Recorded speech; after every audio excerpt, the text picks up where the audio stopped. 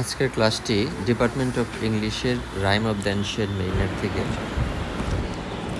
আচ্ছা, তাহলে the rime of the ancient mariner, একজন বৃদ্ধ নাবিকের যে গীতি গল্প, এইটাই মূলত কবিতার বিষয়।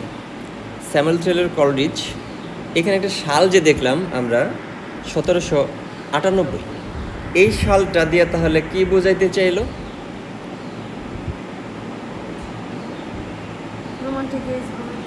আচ্ছা, এই সালটা দেখলে একটা কথা তাহলে আমাদের মাথায় আসে, সেটা হচ্ছে the beginning of the romantic age. তাহলে রোমান্টিক এইজের যদি আমরা বৈশিষ্ট্যগুলোর কথা ভাবি, রোমান্টিক এইজের বৈশিষ্ট্যগুলো কি কি কি কি থাকবে? রোমান্টিক এইজের বৈশিষ্ট্যগুলো, এক নম্বর হচ্ছে হাই ইমাজিনেশন থাকবে, উচ্চ মাত্রার একটা কল্পনা থাকবে, আর সাধারণ লোক হবে কবিতার, গল্পের, নাটকের বিষয়বস্তু। এইখানে the rime of the ancient mariner, এইখানে কি কোনো রাজার কথা বলছে? রাজার কথা বলে নাই, তাহলে সাধারণ একজন লোকের, সাধারণ একজন মেরিনারের কথা বলা হচ্ছে এখানে। আচ্ছা, তারপরে ন্যাচারাল বিষয় থাকবে, প্রকৃতিকে নিয়ে লেখা হবে। সুপার ন্যাচারাল বিষয় থাকবে, যেটা সাধারণত সচরাচর আমাদের ঘটে না, এই জিনিসগুলো ঘটবে। আর ভাষাটা কেমন হবে? জটিল না সাধারণ লোক যে ভাষাটা ব্যবহার করে সেই ভাষাগুলো, সাধারণ লোকের, সহজ সরল লোকের ভাষাগুলো ব্যবহার করা হবে। এগুলো হচ্ছে আমাদের রোমান্টিক এইজের বৈশিষ্ট্য। আমরা রোমান্টিক এইজের যে কবিতা the rime of the ancient mariner, এই বৈশিষ্ট্যগুলো এটার মধ্যে খুঁজবো। আচ্ছা, আমরা যদি লাইনটা দেখি, পার্ট 1, অনেকগুলো পার্ট আছে, কিন্তু এটার একটা কবিতা সর্বোচ্চ কত লাইনে দেখছো? কত লাইনের কবিতা দেখছো?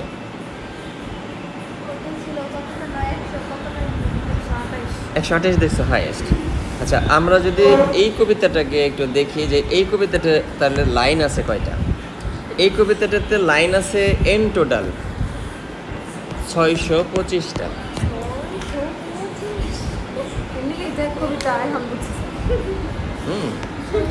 এখন এইখানে দেখো, সর্বশেষ যে আমরা দেখলাম, এইখানে লাইন হচ্ছে, সর্বশেষ লাইনটা হলো 625।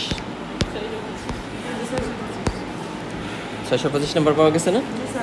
625। এখন 625 লাইন তো তোমাকে লাইন টু লাইন পড়ায় শেষ দেওয়া সম্ভব হবে না। এটাকে গল্পের মতো করে পড়বো, আর হচ্ছে ইম্পর্টেন্ট লাইনগুলো যেগুলো আছে সেগুলো আমরা হচ্ছে আন্ডারলাইন করে পড়বো। আর মানে যেহেতু একটা বই 2টা কবিতা দিয়ে শেষ, তাহলে এটাতে আমরা হচ্ছে একটু ধীরস্থিরভাবেই মানে পড়বো, সেরকম তার হবে না, তাহলে একটু দ্রুত পড়তে হবে। এখন এই ঘটনাটা কীভাবে শুরু হইলো, এই মানে এটাকে একটা গল্পের মতো করে যদি দেখাই তোমাদের, দেখো প্রথমেই কি বলছে লাইনটাতে, প্রথম লাইনটা, প্রথম স্ট্যান্জাটা যদি আমরা দেখি, it is an ancient mariner, একটা পরিচয় দিল। And he stoppeth one of 3, 3 জনের মধ্যে একজনকে সে থামাইল। By the long beard and glittering eye now wherefore stoppeth thou me. আচ্ছা দেখো, এইখানে কিন্তু এই একটা ইনভার্টেড কমা দেওয়ার চেষ্টা করা হয়েছে। এখানে বাইয়ের পরে দেখ, বাইয়ের এখানে ইনভার্টেড কমা আছে না, একটা কমা আছে উপরে। By thy long beard and glittering eye now therefore stoppeth thou me, তুমি আমাকে কেন থামাইলা? আচ্ছা, এই ঘটনাটা তাহলে স্টার্ট হলো কিভাবে? আচ্ছা, এই পাশে দেখো একটা কোটেশন আছে বাম পাশে, an ancient mariner meeteth 3 gallant bidden to a wedding feast and detains 1। আচ্ছা দেখো, এটাকে আমি একটু ব্যাখ্যা করে বলি। এখন একজন বৃদ্ধ লোক, জীর্ণশীর্ণ চেহারা, ড্রেস আপগুলো হচ্ছে জীর্ণশীর্ণ, ছেঁড়া, ধরো হচ্ছে একটু মানে ওই কি পুরনো হয়ে গেছে, ময়লা হয়ে গেছে, আর লম্বা দাড়ি, গ্লিটারিং আই, চোখটা একটু গ্লিটারিং টাইপের, এরকম একজন লোক একটা ওয়েডিং সেরিমনির বাইরে বসে রয়েছে একটা স্টোনের উপরে। আচ্ছা, বসে যে আছে, তারপরে হইলো এখন ওয়েডিং সেরিমনিটা আমাদের দেশে সাধারণত আমরা বাড়িতেই করাই, কিন্তু ওদের দেশে মানে ইংল্যান্ডের কথা যদি বলি, তারা ওয়েডিং সেরিমনিটা কোথায় করে? না, চার্চে করে। আমরা চার্চে করে না, চার্চ, হ্যাঁ, গির্জায় যায় করে, তাই না? ওইটার ভেতরে হচ্ছে ওরা কিন্তু ওয়েডিং করে, সবাই মিলে ওইখানে যায়, ওইখানে সব কিছু সম্পন্ন হয়। এখন যে তিনজন মানে গেস্ট একত্রে যাচ্ছিল ওই মানে অ্যাটেন্ড করবে, ওই অনুষ্ঠানে অ্যাটেন্ড করবে, কিন্তু তিনজনের মধ্যে থেকে হঠাৎ করে এই যে এই বৃদ্ধ লোকটায় একজনের হাত ধরে ফেলছে, বুঝলো এটা? এই যে এখানে তিনজনের একজনকে কিন্তু সে থামাই দিছে। ওই যে এখানে বললো না হি স্টপেড 1 of 3, তিনজনের একজনকে সে থামাই দিল। এখন থামাই দেওয়ার পরে তাহলে ধরো বিবাহ অনুষ্ঠানে যদি গেস্ট যায় সে তো একটু সাইজা গুজে ভালো করে ভালো ড্রেস পরে যাবে, আর ভালো ড্রেস পরে যাইতেছে এই সময় যদি একজন অনাকাঙ্ক্ষিত একজন বৃদ্ধ লোক, তারপরে হচ্ছে জীর্ণশীর্ণ লোক, পাগলের মতো দেখতে এরকম যদি একজন লোক তার হাত ধরে থামাই ফেলে, তাহলে তার মানে এক্সপ্রেশনটা কেমন হবে? তাহলে এক্সপ্রেশনটা হবে যে আনইজি লাগবে, মানে মানে ইতস্ত করবে, বলবে যে তুমি আমাকে কেন থামাইলা। এটা কিন্তু প্রশ্ন করে ফেললো যে তুমি আমাকে কেন থামাইলা, আর লোক পাইলে না, এরকম সে বিরক্ত হওয়া শুরু করলো। The bridegroom's doors are opened wide. দেখো ওই যে ওইখানে দেখো ব্রাইডগ্রুমদের যে ডোরটা, যে দরজাটা আছে যেখানে বিবাহ অনুষ্ঠান হবে, এটা দেখো একদম খোলা আছে। And I am next of kin, আমি তার খুব নিকটাত্মীয়, যার বিয়ে হচ্ছে তার নিকটাত্মীয়। And the guest are met, the feast is set. তাহলে মেস্ট হিয়ার দ্য মেরিডিন, তাহলে গেস্টগুলো সবাই তো একত্রে বসে গেছে, বিবাহ অনুষ্ঠানের কার্যক্রম শুরু হয়ে গেছে, এখন তো আমাকে ওইখানে তাড়াতাড়ি যাইতে হবে, তুমি আমাকে একটু ছেড়ে দাও। তাহলে কী করতেছে? তাকে রিকোয়েস্ট করছে। কে রিকোয়েস্ট করতেছে? তিনজন গেস্টের একজনকে থামাই দিছে, বৃদ্ধ লোকটা মানে এইখানে এই লোকটাকে থামাই দিল।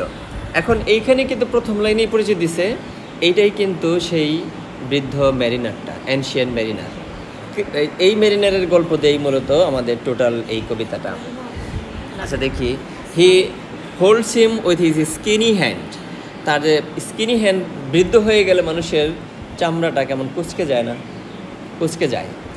মানে যাদের ইয়াং তাদের চামড়াটা টান টান থাকে, বৃদ্ধ হয়ে গেলে চামড়াটা ঝুলে যায়, কুচকে যায়, হয়ে যায়।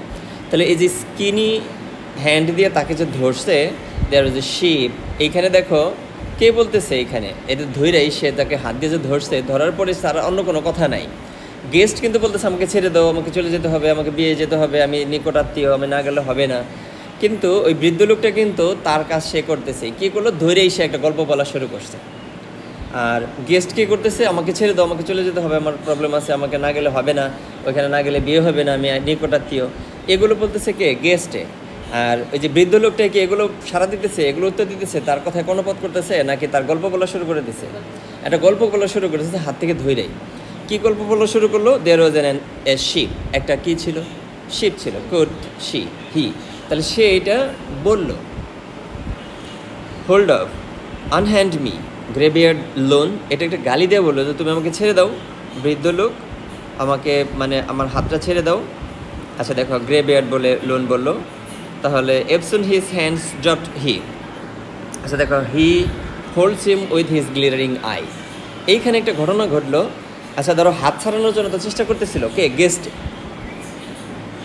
যখন ওই যে বৃদ্ধ লোকটা ওই গেস্টের চোখের দিকে তাকাইলো, তখন সে একটু হিপনোটাইজড হয়ে গেছে। আচ্ছা দেখে এখন এই লাইন, হ্যাঁ হিপনোটাইজ হচ্ছে মানে মন্ত্রমুগ্ধ হয়ে যাওয়া, জাদুবিদ্যা দ্বারা আকৃষ্ট হয়ে যাওয়া। আচ্ছা দেখে, the wedding guest stood still. আচ্ছা এই ঘটনাটা ঘটার পরে, আচ্ছা দেখো, hold him with his glittering eye, তার চকচকে চোখ দিয়ে সে কী করে ফেললো, মানে ওই উজ্জ্বল একটা চোখ ছিল, চোখ দিয়ে তাকে হলো মানে হোল্ড করে ফেললো, ধরে ফেললো। আচ্ছা দেখো, the wedding guest stop still, এই ওয়েডিং গেস্ট একদম স্থির হয়ে দাঁড়ায় গেল। আগে কেমন করতেছিল? ছোটোছুটি করতেছিল, ছেড়ে দাও, হাত ছাড়ানোর চেষ্টা করতেছিল, বোঝানোর চেষ্টা করতেছিল। এখন কিন্তু সে স্টপ হয়ে গেল, একদম চুপচাপ হয়ে গেল। And listen like a 3 years child, এবং 3 বছরের একটা বাচ্চা যেমন গল্প শুনলে একদম মনোযোগ দিয়ে চুপচাপ বইসা শুনে, এরকম একদম মানে বাচ্চাদের মতো লিসেনার হয়ে গেল। The mariner had his will, অবশেষে মেরিনারের যে ইচ্ছাটা সেটা পূরণ হইল। তাহলে এইখানে যে ঘটনাটা ঘটলো, এই ঘটনাটা দেখো, এটা ন্যাচারাল ঘটনা ঘটলো। এটা চোখের দিকে তাকাইলো, অ্যাজ এ হিপনোটাইজ হয়ে চুপচাপ মানে বসে গেল, বসে আসে মানে 3 বছরের বাচ্চার মতো করে গল্প শোনার জন্য এরকম চুপচাপ হয়ে গেল। এই ঘটনা কি তোমাদের কাছে মানে সাধারণ ন্যাচারাল লাগলো না মানে সুপার ন্যাচারাল লাগলো? তাহলে আমরা একটা কিন্তু ঘটনা পাইলাম সুপার ন্যাচারাল।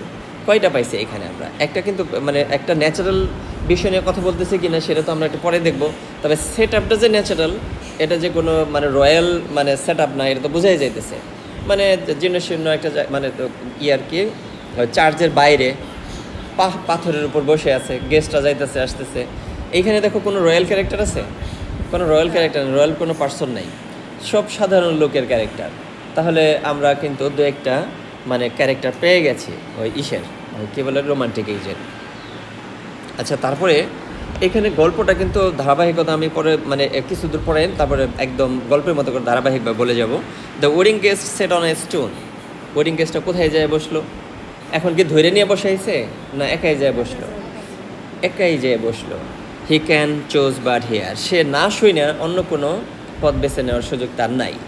তাহলে সে কি ইচ্ছাকৃতভাবে এখানে এই লাইন দিয়ে কী বুঝলাম, ইচ্ছাকৃতভাবে যাই বসলে নাকি হলো সে মানে মানে মানে বাধ্য বালকের মতো অবাধ্য হয়ে যায়, মানে অবাধ্য বালকের মতো বাধ্য হয়ে যায় বসলো? আচ্ছা, তার ইচ্ছা নেই বসে থাকার, তারপরে সে বাধ্য হয়ে বসতে পেতেছে, কিন্তু তাকে জোর করে বসাইতেছে না। কী করে বসাইছে? হেপনোটাইজ করে ফেলছে। And thus is spake on that ancient mariner. এবং এই ম্যারিনারটা কথা বলা শুরু করে দিয়েছিল ব্রাইট আই ম্যারিনার, এই উজ্জ্বল চোখের যে ম্যারিনারটা, সে তার কথা বলা শুরু করে দিল। এখন গেস্টটা কোথায় বসে আছে? স্টোনে। আচ্ছা, দেখি এখন গল্পের বাকি অংশটা কিন্তু আবার সে শুরু করলো, বুঝলো এটা? ওই যে মানে চুপচাপ করে যায় যখন বসলো, ওই সময় যখন ঝাপাঝাপি করা শুরু করলো, লোকটাকে হাত ধরেই সে কী গল্প বললো? দেয়ার ওয়াজ এ শিপ। একটা কী ছিল? জাহাজ ছিল, এটা বলা শুরু করলো। এখন তারপরেই কিন্তু আবার শুরু করলো the ship was cheered, the harbour clear. এইখানে দেখো কি বললো, এইখানে আবার কিন্তু ইনভার্টেড কমা দিয়ে শুরু করলো, বুঝলো এটা? কি বললো এখানে? The ship was চিয়ার্ড। চিয়ার্ড কি?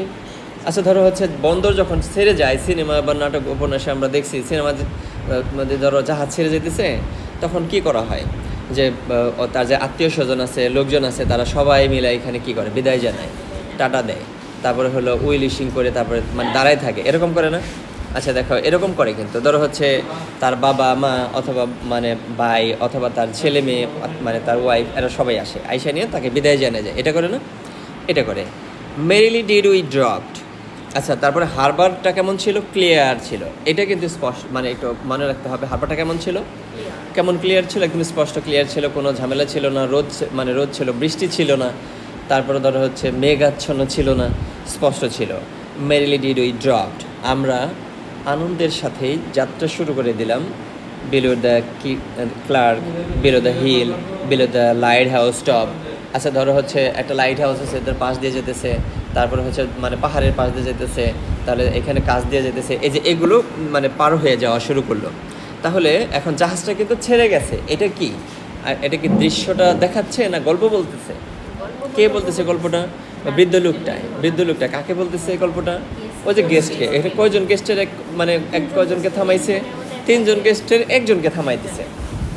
আচ্ছা, দেখো the sun came up upon the left. সূর্যটা কোন দিক থেকে উঠতেছে? বাম পাশে। এখানে কিন্তু একটু জিওমেট্রি মানে আমাদের বুঝতে হবে।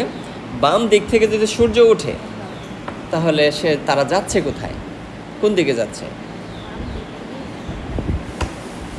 বাম দিক থেকে যদি আমরা ঘুরি, এখন কোন দিক মুখ করে ঘুরতে হবে? আমার যদি বাম পাশে সূর্য ওঠে, সূর্য ওঠে কোন সাইডে? এর আগে বলি, পূর্ব দিকে ওঠে।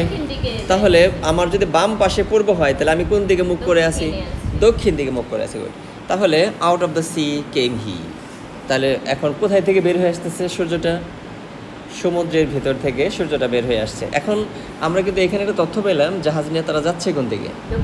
দক্ষিণ দিকে যাচ্ছে। অ্যান্ড হি শোন ব্রাইট। সে কিন্তু জল জলে চকচকে ছিল।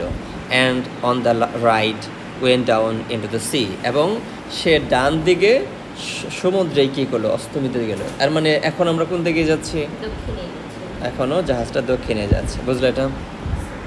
এরপরে higher and higher every day till over the mast at noon the wedding guest here beat his breast. আচ্ছা, ওয়েডিং গেস্টের কথা আবার দেখো, একটু চিন্তা করো। ওয়েডিং গেস্টে তো বিপদে পড়ে গেছে, চিপায় পড়ে গেছে। কি বিপদে পড়ে গেছে? এখন সে বসে বসে গল্প শুনতেছে।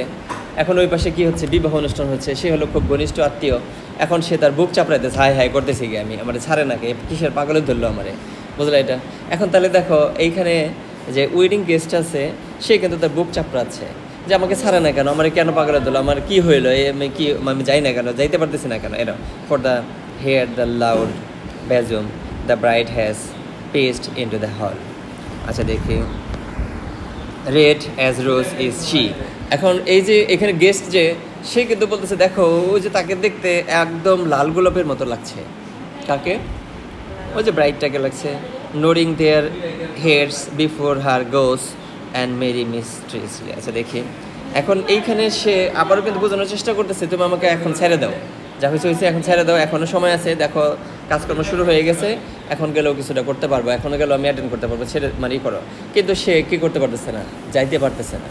সে বসে বসে কি মানে ওই যে বৃদ্ধ লোকটা গল্প বলতেছে আর সে বসে বসে শুনতেছে। আচ্ছা দেখি, the wedding guest he beat his breast. Wedding guest আবারও তার বুক চাপড়াচ্ছে।